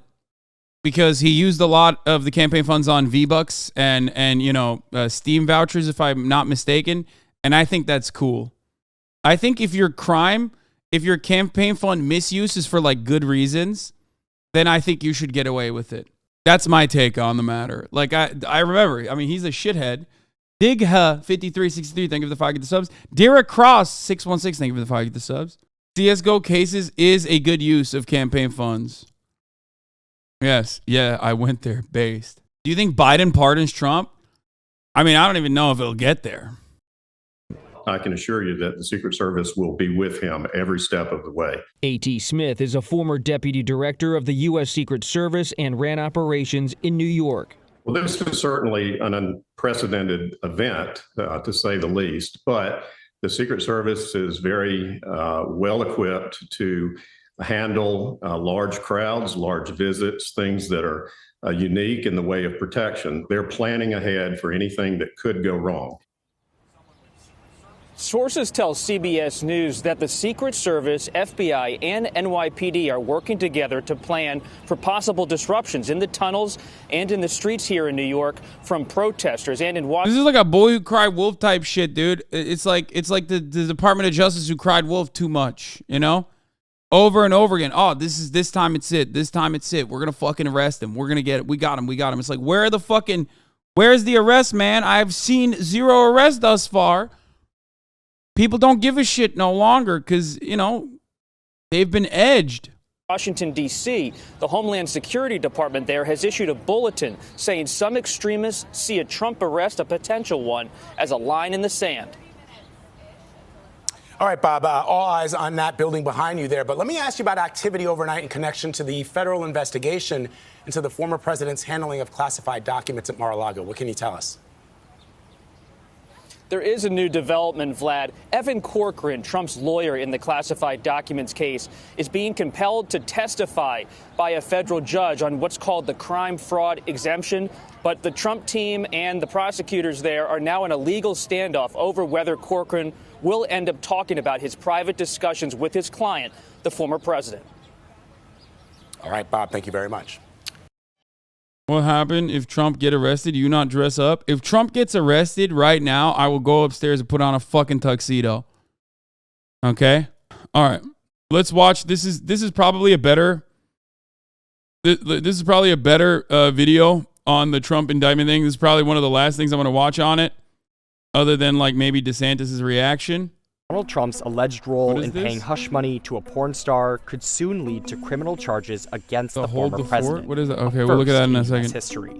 Exclusive articles the Wall Street Journal published in 2018 triggered this investigation into Trump, and reporter Joe Palazzolo is still digging. There's this. I did not expect 5 years later. And then there's this to talk about as well. At all. As a grand jury is concluding its investigation, let's look at the reporting that led to this pivotal moment and what could come next. Let's start in 2016, days before Trump's election victory, and years before porn star Stormy Daniels would tell her side in prime time. And you had sex with him? Yes. You were 27, he was 60. Were you physically attracted to him? No. Not at all? No. During the 2016 campaign, Daniels and her manager were shopping her story of an alleged affair with Trump from a decade earlier. She'd been on successful celebrity magazines, and tabloids didn't want to buy it. Michael Cohen, Trump's personal lawyer at the time, was also approached with an offer to buy Daniels' story. That was in September. Cohen says, go to hell, essentially. No. And then Access Hollywood happens. And when you're a star, they let you do it. You can do anything. Whatever you want. Grab them by the And then, boom, it's like a 180. Stormy's lawyer is back on the phone with Cohen, and they're hashing out a deal. Daniels agrees to $130,000 for her story in exchange for her silence and signs a contract on October 28, 2016. Journal reporters caught wind of Daniels around this time and, over months, worked to piece the story of the payment together. So the first story ran in January 2018. It was pretty bare bones. I mean, what we said is what we knew, which is that Michael Cohen had arranged $130,000 payment to Stormy Daniels. And so we had confirmed that he'd used a Delaware limited liability company, a shell company, essentially, to transfer the payment. And so those are the two stories that we reported in 2018 that really got the ball rolling. A political firestorm erupted. All right, the confiscated Stormy Daniels' Molly at an ICP concert in 2018. That is an incredible sequence of words to put together. Trump denied the affair and knowledge of the payment. You have to ask Michael. Michael's my attorney, and you'll have to ask Michael. Days later, FBI agents raided Cohen's home, which Trump called A disgraceful situation. It's a total witch hunt. I've been saying it for a long time. Federal prosecutors charged Cohen with campaign finance violations and other federal crimes. He pleaded guilty to all of the charges, telling a federal judge at the time that Trump had directed him to buy Daniels' silence. I am providing the committee today with several documents, and these include a copy of a check Mr. Trump wrote from his personal bank account after he became president to reimburse me for the hush money payments I made to cover up his affair with an adult film star and to prevent damage to his campaign. Despite Cohen implicating Trump in the crime, federal prosecutors dropped the case. But that still left the possibility of state charges, as the Trump Organization is based in New York. Cyrus Vance, the Manhattan District Attorney, stepped in. Ultimately, the DA's office decided not to bring charges. When Vance retired, the new DA, Alvin Bragg, initially decided not to pursue the hush money investigation. There is a felony falsifying business records charge, but that requires the records to have been falsified to conceal another crime or to commit another crime. And, you know, the obvious other crime here is the campaign finance crime, the actual payoff of Stormy Daniels to protect Donald Trump's campaign. But there has never been a case, or a state judge has never blessed the use of felony falsifying business records premised on a federal charge. In other words, these are state prosecutors, they're bringing a state charge, and in order to elevate it to a felony, they have to say that the crime that was concealed by falsifying these business records was a federal crime. So that's like a weird thing, and they decided it was going to be too risky to bring a case that was going to rely on an untested legal theory. But then, in January, Bragg impaneled a new grand jury to investigate the payment. God, how lame is that this is the lawsuit that might bring him down? Such a boring story for such a non-boring person. I don't think it's a boring story. I think it's a very fun story. It's just that, like, he's done actually, like, worse criminal things that have, like, serious criminal implications, which is why we think that this is, like, not a big deal. It says more about Donald Trump, like, and his long track record of just, like, being openly corrupt than anything else. You know what I mean? When we look at a situation where like can you imagine if this happened to Joe Biden? Like, Joe Biden's done some dog shit things, right? But overall, or like Obama, you know what I mean? Like, sure, are there other things that you could actually fucking nab him on? Certainly, right? But those are still within the boundaries of like, I guess our legal system and what kind of corruption is like allowed. Okay. But like, never forget Bill Clinton, horrible monster, right? Horrible monster. Just an awful fucking president. I mean, the impeachment proceedings were put on him over having oral sex in the fucking White House. You know what I mean? Like think about that. Like that kind of thing, like this kind of thing would be considered unimaginable, unfucking imaginable. If you were to compare, if it were to happen to like someone who is like known as like a normal fucking Democratic politician. He hasn't said publicly why he changed course. Everyone's surprised, frankly, because our reporting and others had shown that the office had looked at this so many times, had looked at it through kind of different lenses and decided each time not to bring it. The feds had passed up on the chance to bring it. So now here we are in 2023, and what's changed? I mean, we don't really know yet. One thing that hasn't changed is Cohen's involvement. Trump's former lawyer testified before the grand jury last week and could be called to speak with them again. This is all about accountability. He needs to be held accountable for his dirty deeds. Trump has denied the affair and any wrongdoing, calling the investigation politically motivated. The Manhattan DA's office did not respond to requests for comment. If Bragg brings charges against the former president, it could shine more light on what happened in 2016. An indictment's just an allegation, right? There are still, questions that I have even after having worked on this for so long. If the charges are focused on falsifying business records, like what did Trump know about repaying Cohen? There's a lot of sort of gaps in our knowledge about how this all went down. And then, I'm really curious to see if the DA has learned some new facts. Charges, if they come, I think would sort of begin just one more chapter. You think Melania was jealous? Fuck no. I think Melania is, first of all, I don't even think Donald Trump fucks. Okay? I don't even understand what happened with Stormy Daniels. I don't think Donald Trump fucks for sexual pleasure. Okay? And that sentiment is not just my own. I think that sentiment is shared by even Donald Trump's fans. Okay? Now, what do I mean by that? Well, I want to show you my favorite rapper. Okay? 4G Auto Blow, like an auto suck. Okay, you guys know this man. You've probably seen him before. He came out with another incredible, absolutely eviscerating, just critical support for Donald Trump ass beat. Okay, 4G Auto Blow. He's doing some self-suck again. And here he is, just in, MAGA rapper 4G Auto Blow. You haven't shown this on stream yet? Oh, yeah. I mean, that's weird as well. I don't know what the fuck was happening here, but I guess mommy-child play or daddy-daughter play runs in the family on both sides of the family. But I want to talk about 4G Auto Blow real quick, okay? Yeah, that's weird. I know. You stole that from Connor CC? Wait, what? 4G Auto Blow? You think I stole that from someone? That's his name. The fuck? Anyway. Let's continue. MAGA rapper 4G Auto Blow drops an instant hit, slams Alvin Bragg and the corrupt government responsible for Trump's persecution. Retweet if you stand with Trump. Major new developments involving former President Donald J. Trump. Trump saying today he expects to be arrested on Tuesday and is calling for protests. I heard a thing. Before we get started, I gotta admire this man's physique. Okay, the skinny arms with the widest body is the funniest. Is one of the funnier body types that a man can have. I just know he has the tiniest ass under that white ass body too.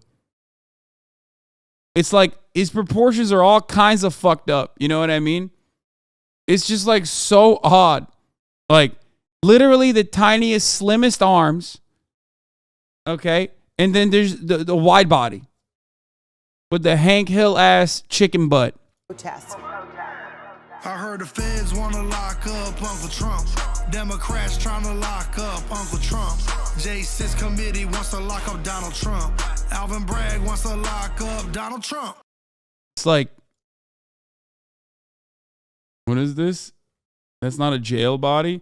That's not a jail body. That's a Facebook jail body. Bro got 30 days back to back for COVID posting. Yeah. Why them liberals try to hate on Donald Trump? Why's the left always plotting on Uncle Trump? Why? You know they jealous they can't be like Uncle Trump. Boo, boo, boo, boo, boo. Stand to lie on Donald Trump. You know the typical liberal out here lying again. A deep state witch hunt. They out here spying again. Wait. Oh, gotta point this out. This man is standing at the 6 foot line. He is not 6 foot. His ass is not 6'1". Someone I saw in the replies, like he's I think like 5'8" or something. And you know, he's either standing on his tippy toes here,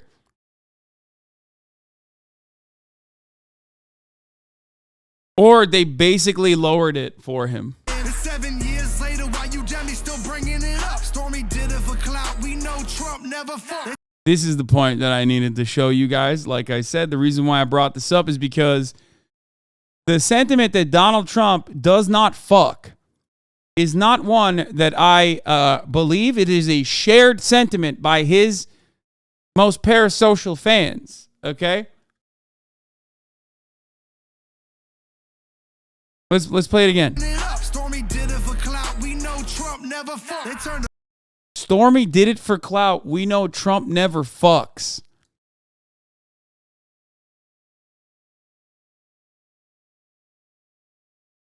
A misdemeanor into a felony. And why is Ron DeSantis sitting so silently? Trump's won every poll, the walking GOP. JN6 2.0, that's what they want to see. Don't put the JN6 committee right in front of me. This is for my patriots that never took that vaccine. This is a Hail Mary, it's all they got. Trump 2024, the Trump train won't stop. I heard the feds Choo-choo. lock up Uncle Trump. Democrats trying to lock up Uncle Trump. Lock him. J6 committee wants to lock up Donald Trump. Fuck him. Alvin Bragg wants to lock up Donald Trump. Nah. Why them liberals trying to hate on Donald Trump? No. Why's the left always plotting on Uncle Trump? Why? You know they jealous they can't be like Uncle Trump. The type to take the stand and lie on Donald Trump. Yeah, it's the mayor Magaville, baby. All my real patriots staying tall, staying by. They trying to set us up. They ain't got nothing on Trump. It's a setup. Trump's already Wait. What? Pause. Born to ride Donald Trump? What the fuck? Wait, what? Wait a minute. This takes fuck Joe Biden into a whole different level right here. What? You want to fuck Joe? You telling me you want to fuck Joe Biden and you want to ride Donald Trump? What? I mean, I get it, but born to ride Donald J. Trump, baby. That's weird, man. I mean, I know he does have a sweet ass pussy. I know it. I know. I've seen it, but like, goddamn. He just hit my line. Free my big uncle. Why the Democrats always hating? Why does he have the eye bags on this fucking model, dude? They want a JN6 2.0 because they didn't have nothing stick on January 6th. Patriots did nothing wrong. It's the mayor of Magaville, baby. Trump 2020. Call Donald Chandler because I'm trying to be his Monica. I'm talking Lewinsky, not Geller. Want to hum his dick like a harmonica. Free line for him. Okay, that requires actually writing bars. So I don't think he's going to take that.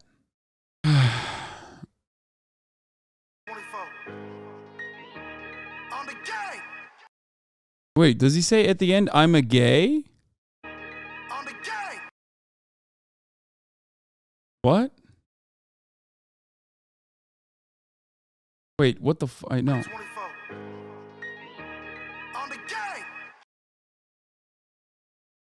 He's saying I'm a gay? That's odd. I mean, good for him, I guess. On the gang? He's saying on the gang.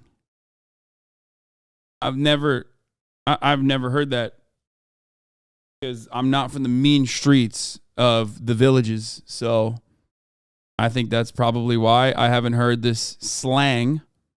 I'm too white, as was going on here. Are you going to cover Justin Roiland? Oh, yeah. Before I forget, I did want to cover Justin Roiland. Oh, shit. And I mean, I guess I'll go into it a little bit more. I'll go into it in a little bit more detail tomorrow, probably. But Justin Roiland posted just as he said, I've always known that these claims were false. And I never had any doubt that this day would come. I'm thankful that this case has been dismissed. But at the same time, I'm deeply shaken by the horrible lies that were reported about me during this process. Most of all, I'm disappointed that so many people were so quick to judge without knowing the facts, based solely on the word of an embittered ex trying to bypass the due process and have me canceled. That it may have succeeded even partially is shameful. However, now that the legal case has ended, I'm determined to move forward and focus both on my creative projects and restore my good name. So I never really paid attention to anything that happened here. I guess he didn't because I remember, and you guys can correct me if I'm wrong, but I think Justin Roiland, what did he do? He fucking allegedly beat his wife or something. Like he was arrested for, I think he was arrested for beating or false imprisonment and kidnapping, domestic abuse. Yeah. Now, so that part of it is one thing, right? Prosecutor drops charges against Rick and Morty co-creator Justin Roiland. Pleaded not guilty to 2 felony domestic violence charges, and the charges were dropped. Perhaps that part is not real.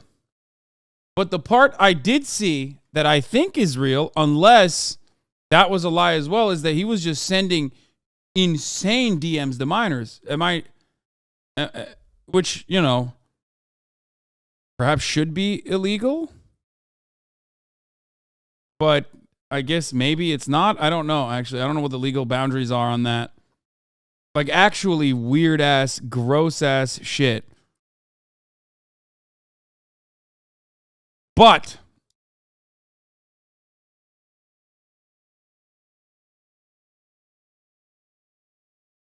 what? Man, there are DMs of you pretending to be Chinese as a pickup line towards a high schooler. Maybe sit out the Notes app tweet.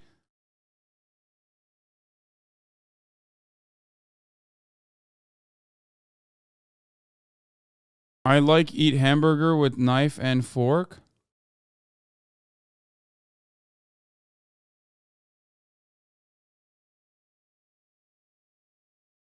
I'm not so sure the account I saw posting stuff was a literal Nazi.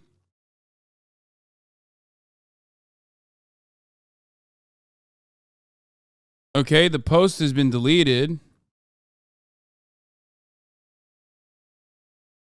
He was role-playing Morty and sending them sexually explicit shit. Even with an adult that's jail, you can't role-play anything Rick and Morty.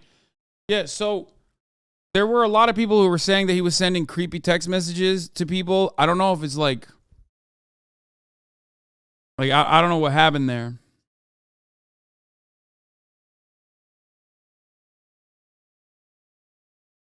Wait, did you not see them? They were fucking unhinged? No,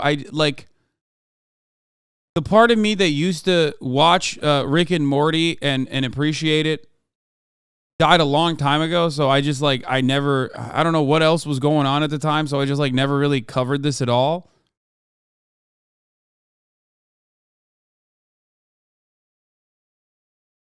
He's not just being a pedo. He's being a cringe pedo. Brother, there is no pedophile Riz, okay? I don't think you can be a smooth operator as a pedophile. I know what you're trying to say. Oh, the messages came out in discovery of the kidnapping trial? No. Wait, really?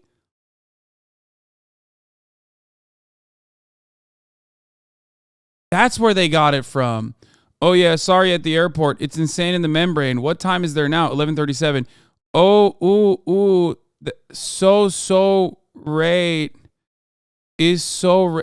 Oh, what the fuck? And me so... What? What? Ah! Ah! Ah! Ah! Ah!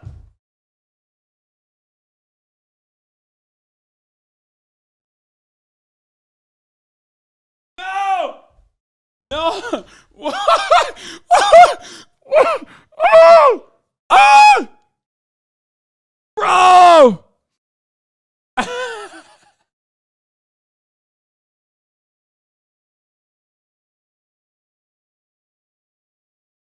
Yo, I had to take the glasses off. I've read too much. I've seen enough. I don't need to see no more. That's it. That's jailable. That's jailable. Throw him in jail right now. That's jailable. How do you get... Oh, my God. Oh, my God. She says, I have school tomorrow. Sad face, sad face. Oh, school tomorrow? Oh, no. FMLLLLL. You should just run away from home and go into sex slavery. You fucking stupid F-word bitch. In parentheses, JK. You wish you stupid bitch. What the fuck?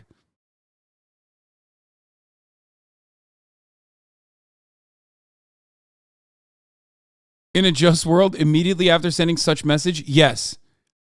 Wait, why is he... What happened? Because he said JK that they were like, all right, we can't jail him. Fuck, he said just kidding. Because like he didn't say in a video game or in Minecraft. Like what is that?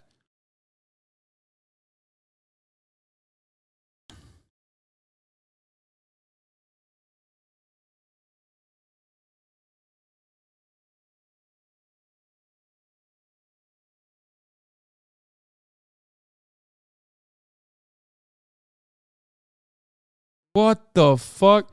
So with all the Justin Roiland allegations coming out, I thought I'd share my DMs from 2014. Didn't think much of it at the time, but now with all these girl stories, I feel icky. Didn't end up hanging out with him, but wonder what would have happened if I did.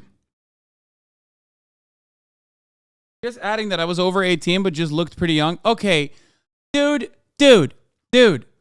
No, like, fuck, come on. Okay, dude. Oh, just... Oh, my Lord. Okay, listen. What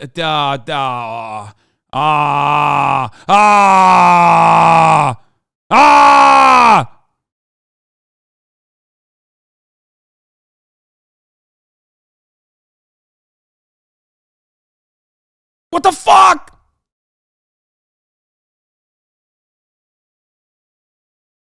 Okay.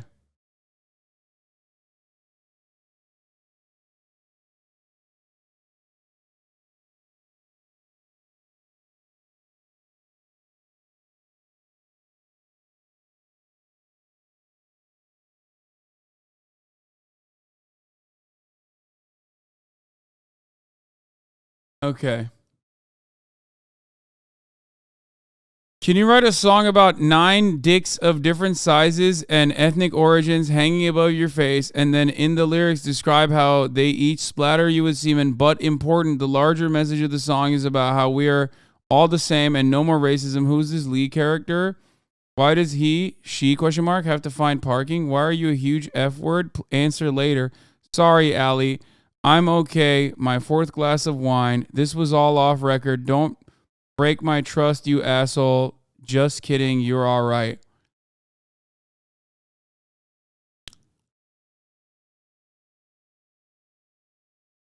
Say more later. For now, I'll just share the type of funny DMs Justin Roiland would send me. Posted and deleted this last night because I was worried about any backlash. But this dude made me, someone who wrote a Rick and Morty concept album, never watch his show again. USA always says just kidding when doing a war crime so they don't get convicted by the UN. Fuck. The head of the ICC is sitting there like, oh, fuck, taking off the headphones like the meme. Oh, shit, they done did it again. They said just kidding, bro. Fuck.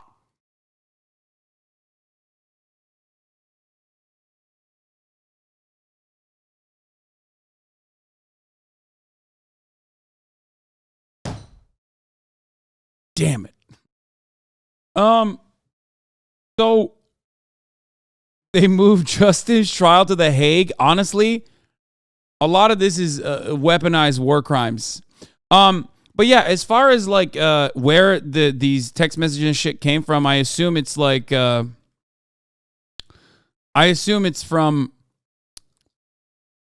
whatchamacallit? It's from Discovery, right? Like how the fuck would people have access to these text messages?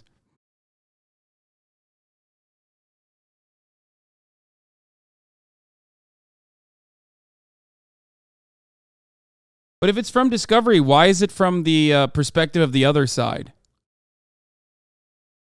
Oh yeah, you are awesome. I want to hang again. Hell yeah. I'm glad you want to hang again. That doesn't make sense. Sure, it's bad, but this was 8 years ago. Wait, what? I mean, it's still nasty as fuck. What do you mean? But also, what do you mean? 8 years ago, pedophilia was still pedophilia, I think, right? Like, what?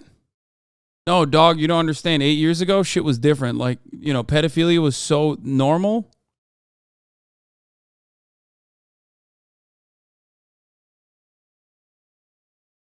This was before pedophilia was invented, bro. Jacques Fresco nephew. Thank you for the 5 get the subs.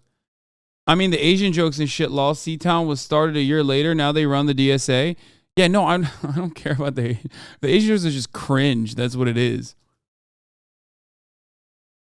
I said, nah, we all diddled kids in 2050. Okay, stop writing dumb shit in the chat.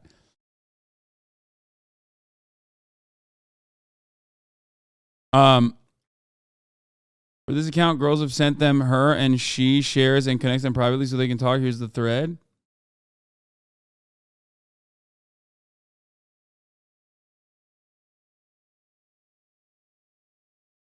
Justin Roiland on Rick and Morty and much more compilations of interactions. Oh, no. Oh, dude, this is Hague. Hague for all of you because I am not. What? 3 Mars? What the fuck is this? Experience. I've never really been in a consensual situation. I've only ever wanted to be used and I'm a bit lost. I want to own my sexuality now, but I'm afraid of being objectified and things are very hard for me. Oh no, that's heartbreaking. You know what? You will get to own it and enjoy it. You just need to be with someone who puts your pleasure at the same level as theirs. Not gonna lie, I have kinks around what you just said. But I also am so focused on my partner's pleasure, often above my own. That's how you do it. Would you do video game reviews and stuff like that? Bet you do good just playing games. Then once you turn 18, you can just start cam whoring. What? That. You type that, you go to jail. You know what I mean? Like, you type that is jailable, I think. Like that. What?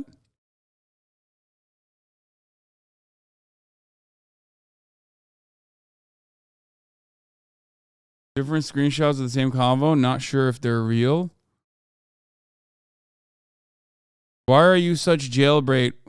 What's wrong with you in that regard? You should grow older, you dumb bitch. Is it cool being a jailbait? Does the FBI follow you around arresting all the men you sleep with? Maybe I will. I want to meet you in real life, jailbait, so I can help you not be a homo. I'm Atlanta drunk. What?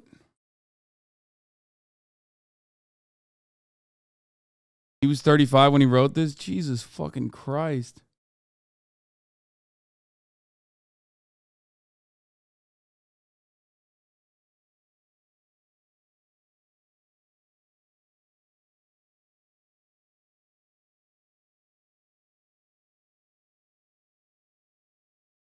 Okay, I just don't. I mean, look, I believe the things that I'm seeing. I just don't know. Like, I need more context. You know what I mean? And it's odd that there is like, we don't know where this was sourced from. We don't know where this was sourced from. And it's odd to me that there is so much damning evidence all over the internet. And for some weird reason, like, none of the mainstream media has like covered it. You know what I mean?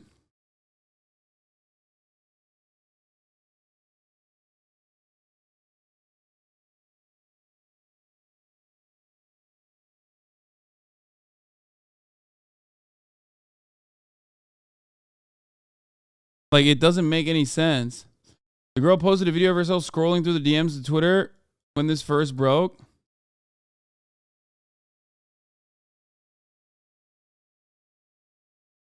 I just don't understand. Like, what the fuck? Even when he went on Dan Harmon's podcast, he creeped and weirded them out so much, they never asked him back. The girl who got it sent to her posted them all. Okay. Sportskeeda is not a reputable outlet of journalism. Okay? They write about, like, LSF shit that happened to me. I mean, like, how the fuck... This is like journalistic malpractice, not the cover. Like, the fact that none of the legacy publishers wrote about any of these things is crazy to me. Like, that you got sportskeeda.com. You're linking that. And the only thing we know is just that the only thing in mainstream media is basically him in a 2011 podcast saying unhinged shit. Hey, GVP. I'm so glad there was finally an episode last week, but I know you guys are busy. And Ryan, I'm sorry about your breakup, but if you're willing to wait 2 years, I'll be your new girlfriend. Love you guys. Oh, she's Is she- 16. How old is she? Holy shit. How old is she? Supposed to be 16. Well, unless she's walking to LA by foot, and it's going to take 2 years. Can I just say that, send some pictures. Because you could be, like, fat and gross. Stop She's it. got 2 years to shape up for me, Justin. Okay, well, fine, but... I mean, this stuff is inexcusable, gross, disgusting, especially when you pair it up with him, like, trying to rizz up fucking minors. Again, I go back to the same shit where it's like, how the fuck is no one covering this? It, like, doesn't make any sense. Trizzy is a grown-ass man. It sounds like Morty. No, I mean, people always do this with, like, comedy guys who, like, in 2011 would, like, make some of the most unhinged, grossest fucking jokes that are, like, unimaginable, right? Like, completely fucking unimaginably gross. But some of them are not jokes. You know what I mean? Some of them are literally, like, yeah, James Gunn is a great example of this. James Gunn was doing, like, pedophile jokes and shit, too. It was like shock comedy era.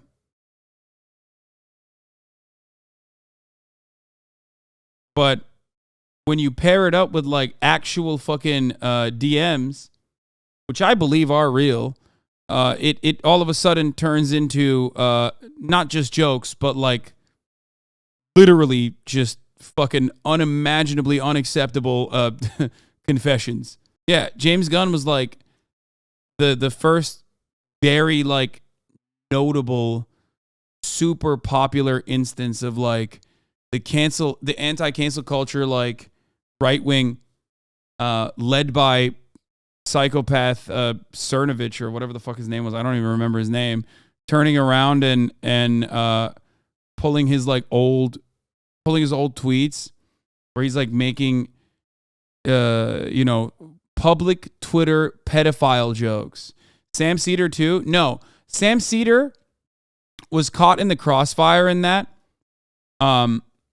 because he made like an actually good joke and people literally robbed it of its context, which was so fucked up. I remember Sam Cedar actually made a good ass fucking joke, like a genuinely solid fucking joke, making fun of Hollywood excusing pedophilia. Yeah, it's about Roman Polanski's mise en scene. That's a banger one. Does anyone remember what the fucking joke was? Like the full blown joke, which was if I'm gonna have my if I'm gonna have my daughter sexually assaulted by a pedophile,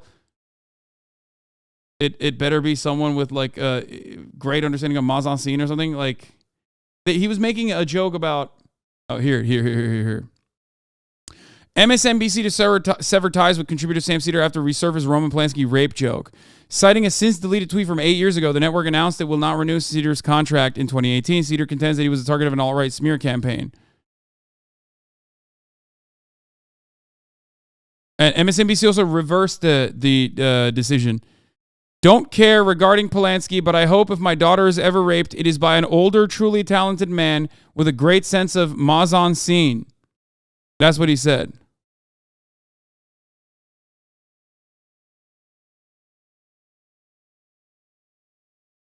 Which was like, internally, there was disgust over the tweet. It's like, it's a fucking good-ass joke. It literally is a banger fucking joke. And at the time, I absolutely did, like, I remember reading it, and I was like, what the fuck? Like, I can't believe they fucking yelled at him over this. Like, it was crazy. And yeah, it was Mike Cernovich that tried to get him canceled, and he almost succeeded in it too. It's like such a good joke because it's clever, it's incredibly edgy, but like in order for someone to take that seriously, they have to literally think that he is okay with his daughter being raped. Like, how could you literally, like, the context of it is very obviously in the joke itself, right? Which is like an unacceptable position to take. Here's him talking about it with you. I guess pejoratives. I mean, this is sort of, you know, what what my point is when I got fired from MSNBC for using the term rape in a satirical tweet that I did years before. But he's fine with joking about it because the joke is not about him, you fucking dingus, or like actual rape. The joke is about Roman Polanski. And people were like, you know, there was, and I felt like, no, I mean, MSNBC has the right to fire me if they want to fire me. I mean, it's their company. I thought it was wrong.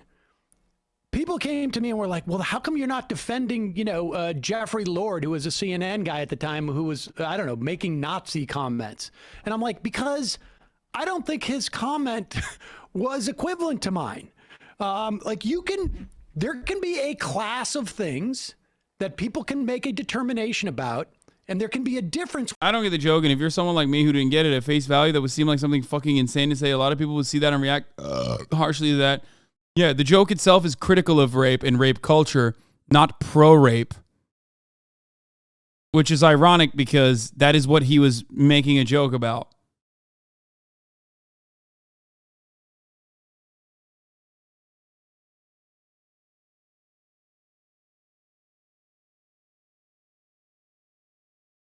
Roman Polanski is a pedophile rapist.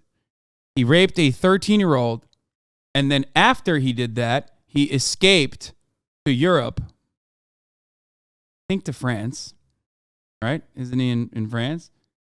As a very famous director, Hollywood gave him an Oscar.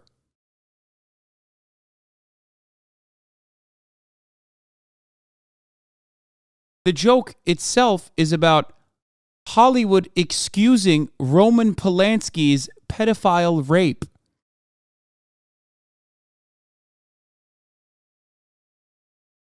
That's the joke.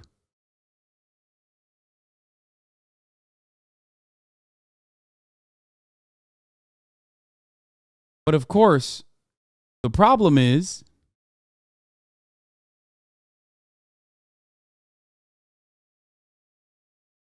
Sam Cedar said something that was anti-Hollywood. The joke was gross. I still don't like it. You don't have to like it. I don't give a fuck if you don't like it because you are impossible to please. Guess what? It does not matter if you like it or not. Suck my fucking dick. I spend an insane amount of time trying to cave to the fucking sensibilities of people who sometimes literally medically are incapable of understanding humor or context. I understand that, which is why I do as best as I can to describe jokes so you understand where it's coming from. If you're going to sit there after my 35-minute explanation of what the intended target of the fucking joke was and what the implications behind it was, what the context of the joke was, and you still go, well, I still don't like it, then you're a smarmy little dipshit who doesn't deserve the context anyway. Okay? Suck my fucking ass. Jesus fucking Christ, dude. Holy fucking shit. Kiss my asshole. I wasn't there for the whole thing. I just think it's dumb. Kiss my asshole. Kiss it. Ew, dude. Motherfuckers really in this chat think like, well, sorry, I'm neurodivergent and you have to deal with it. All 30,000 of you, actually, have to listen to me now. Okay? Neurodivergence is understandable. Narcissism is not. Okay? That's why I always do what I do. Okay? I understand, like, I'm basically giving you, like, alt text. Okay? I'm basically giving you, in the form of, like, a longer format, literally something that I think is important to address. Okay? Because it's not even ableist. No, there are autistic people in the chat who sometimes don't get the joke or sometimes don't understand the nuance. I understand that that is still important to address. Okay? But if you're not getting the nuance, but then also on top of that, you're fucking narcissistic and you think the world fucking revolves around you, in that situation, I don't care. You know what I mean? Fuck you. I'm A-worded and didn't get the joke, but knowing Sam's values, I gave him the benefit of the doubt and appreciate the joke explanation. Like, that's it. That's the entire thing.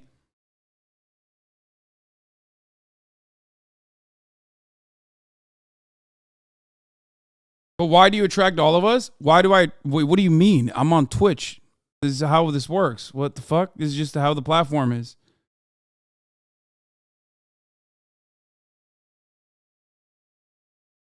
I'm autistic and have been able to get nuanced jokes well because of you. Yes, there is a lot of... Like, there are a lot of instances where people, like, don't understand certain jokes, but, like, they're not immediately... Because you are funny doesn't mean Sam is okay telling a joke on news. He's not a comedian. Sam didn't tell that joke on news, and Sam Cedar is literally a comedian. Again, stop looking for reasons as to why you originally didn't understand it, and now you fucking feel bad about it, and now you're getting upset. You think rape is funny? This is an anti-rape culture joke. It is literally an anti-rape culture joke. It is an anti-rape culture joke. I don't think rape is funny. This is quite literally attacking the same thing that you think. Oh my God. We're done. You don't know Sam Cedar's background. You don't know what his worldview is. He is quite literally addressing rape culture and criticizing rape culture. You're weaponizing the density of your brain. Okay?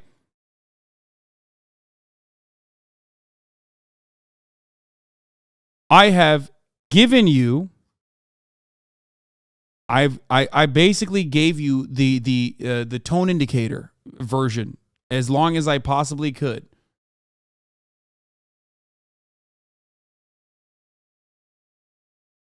Some of you motherfuckers think being smarmy and annoying is a good substitute for politics.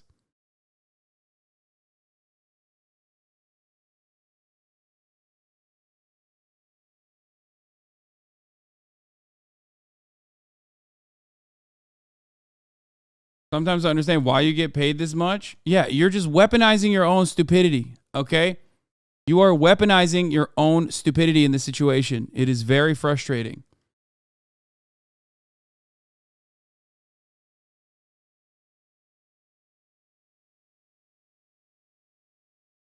Oh, this is leftover Tumblr brain rot. People think something having the bad word in it means it condones the bad word, which is ridiculous. Yeah.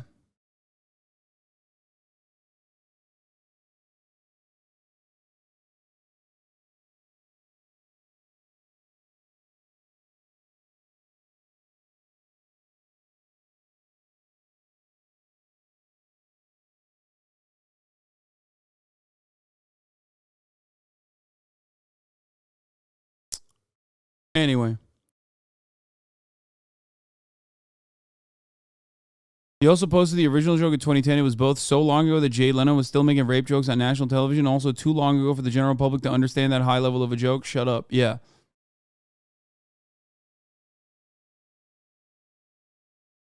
Motherfucker's on Bob's Burgers. How are you going to say he's not a comedian? Yeah, literally. What the fuck?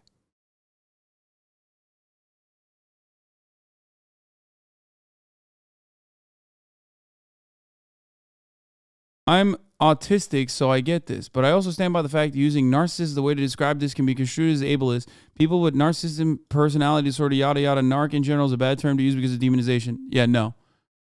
I know. It's a pejorative. Bad things are bad. That's got to be bait. Anyway.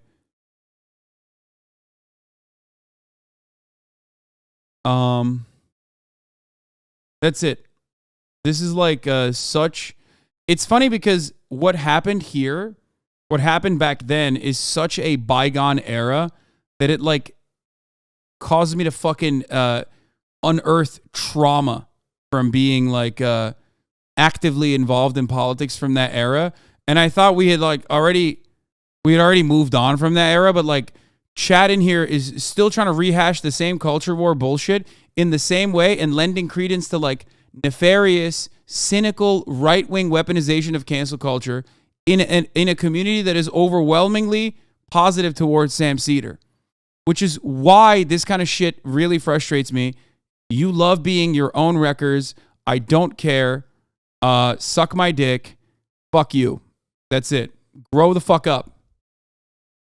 You can write all of the fucking... you can go back to your Splinter Discords and write about how Hasan is actually being so problematic because I simply don't want to laugh at his joke, and he is at gunpoint forcing me to laugh at his joke. I'm not. I don't care. I'm annoyed because you're being a dense little bitch. That's what makes me annoyed. Not the fact that you're not laughing at the joke. I don't care. I think it's funny. You don't have to. Do you get it? But having said that, come in here and chirp after I have, done my due diligence and described to you all the basis of this, okay?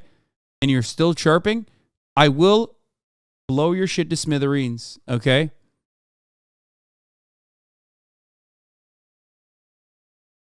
Grow up.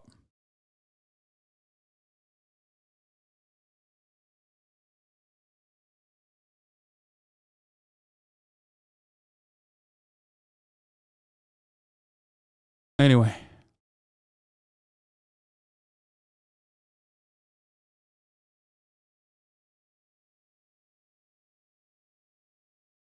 Sam Seder is a good guy. I'll see you in the fun half. Sam Seder is a great guy.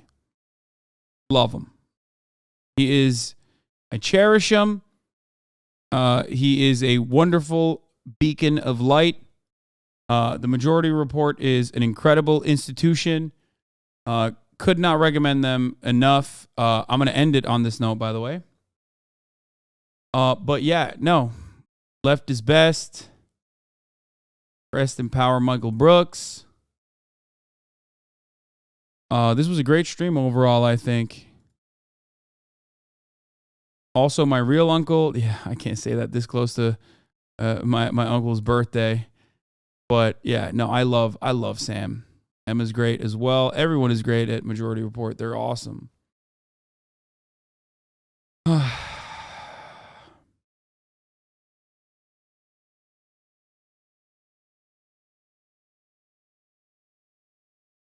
Gaming Frogs get some love. Jank posting cringe. I don't want to even see it. I don't want to see it because I don't want to cover it. Because, again, that's his birthday bonus.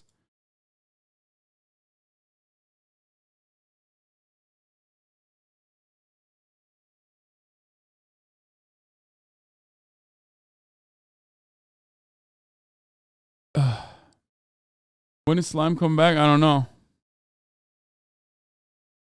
Soon.